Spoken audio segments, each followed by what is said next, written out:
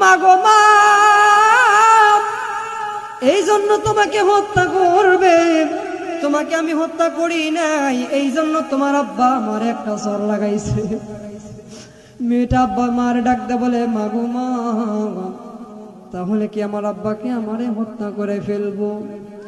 বেগম ডাক দে বলে, মা, আমার জীবন চলে গেলেও আমি তোমাকে হত্যা করতে দিব না। ও জামু এলাকার মুসলমান, জামু এলাকার সোনার টুকরা যুবক ভাই, কথাগুলো ভালো করে শুনে রাখো। দেখো মা কারে বলে, মা কারে বলে বাজান রে আমার। মা এমন একটা সম্পদ,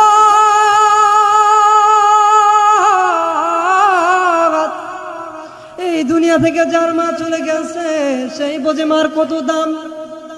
ও বাজান, যার মা নাই সেই বোঝে মার কি বেদনা।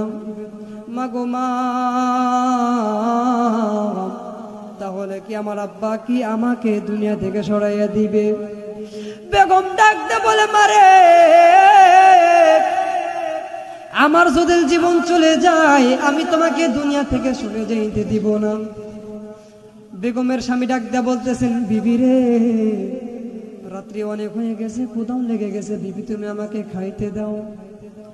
এবার বেগম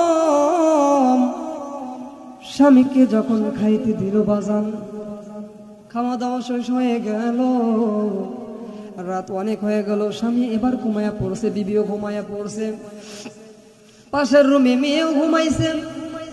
মেয়ে শুধু আল্লাহরে ডাক দিয়ে বলে, আল্লাহ,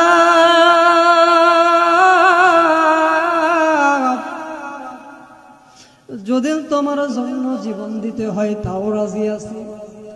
আল্লাহ গো, জানি না আমার মতন কত কুমারী মেয়েরা এই জামানায় জীবন ত্যাগ করেছে। আমার আল্লাহ